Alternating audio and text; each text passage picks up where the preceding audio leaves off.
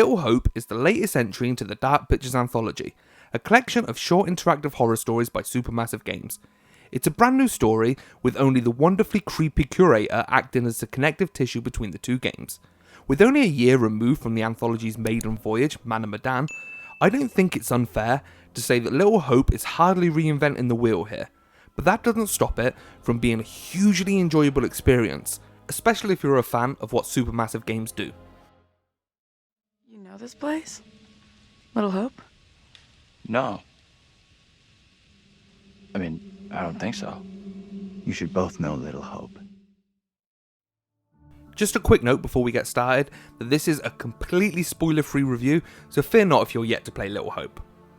The spooky tale told in Little Hope is what the majority of people will be here for, and it does not disappoint. The old abandoned town of Little Hope plays host to our 5 playable characters who you as the player are tasked with keeping alive until morning. Much like both Man and Medan and Until Dawn, you randomly take control of a different character in every scene and have to make decisions that either help or hinder your group going forward. One of the biggest complaints in Little Hope's predecessor was how effective the decisions you made really were. The issue isn't totally rectified here, especially in the early hours. It often feels that you're being guided down a particular path regardless of the choices you make. This doesn't really bother me, however, as the story being told was so interesting that I was happy for the storytellers to take control of the events until the later hours of the game, where earlier decisions really came back to either save or doom our cast of wannabe survivors. As already revealed in the trailers, the story jumps between the current day nightmare the characters are trying to escape and the horrific witch trials that took place on the cursed grounds of Little Hope in the late 17th century. Both stories had me glued to my screen throughout the entirety of my 5-hour adventure, and the desire to want to know more drove me forward at all times.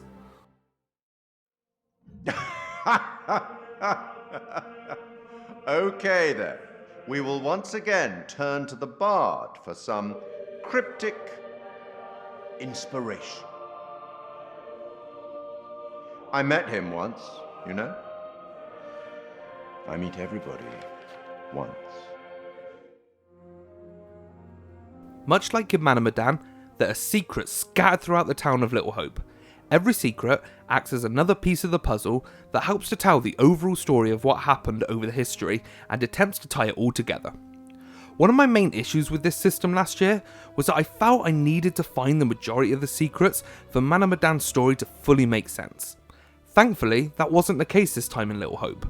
Not only were the secrets easier to find, but they acted as an expansion to an already great story rather than an explanation for a slightly confusing and disjointed one we saw previously.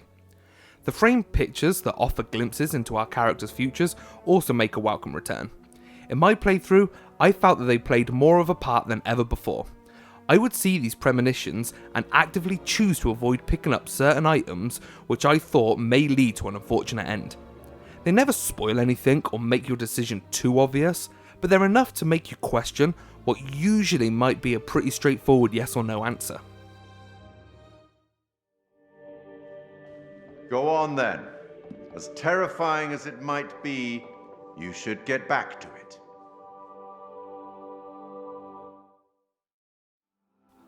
The characters themselves live up to Supermassive Games' reputation of writing teen horror stereotypes, and just like their previous games, they actually really work.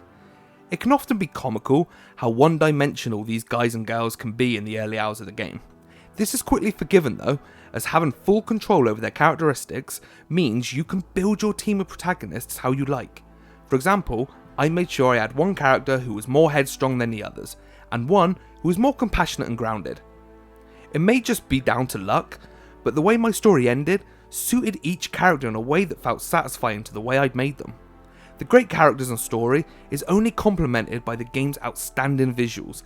Every facial animation looks realistic, and is helped by the return of real life actors like Will Poulter, who you may recognise from movies like Detroit or Midsommar. Lighting and textures are both top class, and even the jarring camera angle changes only add to Little Hope's excellent atmosphere. The dialogue can definitely sound cheesy or unnatural from time to time, but that's got to be expected in a game where we dictate where the conversations go.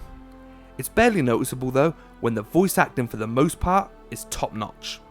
Design choices elsewhere, especially in the game's spooky enemies, truly sent chills up my spine. I can't say too much due to spoilers, but the more horrors that came to light, the more creeped out I became. The level design of Little Hope itself is great too. Although you're led down a very linear path, the use of old tourist maps and flashbacks really made me feel like I was exploring an old haunted ghost town with tons of character and history. Shall leave my lips. Should you breathe a word, or the edge of a word about the other things, then I will come to you in the black of some terrible night, and bring a reckoning that will shudder you. Now, Reverend, let us begin. Enough time has gone begging. Go be with your kin. Gameplay is exactly what you'd expect. If you're jumping into Little Hope purely for the gameplay, then you're bound to be disappointed. As expected, the gameplay comes down to quick time events, point and click, yes or no options, and the return of the heartbeat timer we saw in Man of Medan. It's maybe a little disappointing that there wasn't a new mechanic added for this latest entry, but this minimalistic gameplay style never took away from my overall enjoyment of what Little Hope is trying to be. Yes, it often feels like you're watching as much as you're playing, but isn't that the point? Overall, I can't think of a more enjoyable way I could have spent my Halloween weekend, especially during a year where fancy dress parties are a no-go. Even if you'd rather share the jump scares with your friends, you can, as Little Hope's online co-op is arguably a more enjoyable way to play the game. I had a ton of fun live streaming it with Matt the other night, and if it wasn't for the fact that you miss out on certain story beats by splitting up all the time, I'd have recommended playing it that way. With that being said, I loved my solo playthrough, and playing alone in the dark with headphones was the best way to go in my opinion. Check you out, brave boy, off you go then. Good luck. I welcome death. Apparently so. Oh, I've got an option to come with you. Oh. Be careful, please. But be careful, Mal. No. Just straight up. No. Go. Off you go. Off you go. By the time credits rolled, I couldn't help but appreciate what Supermassive Games are doing with this Dark Pictures anthology.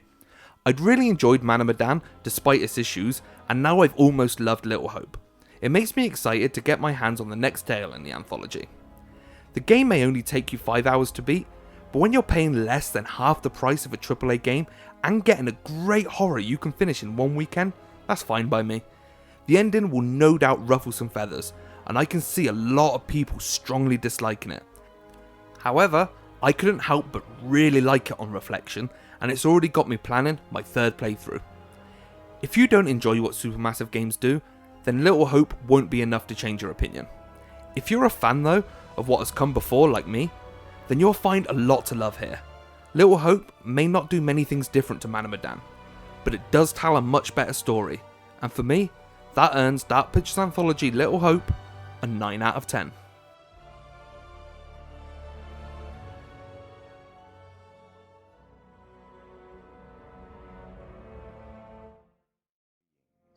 And not a soul lost. You're doing very well.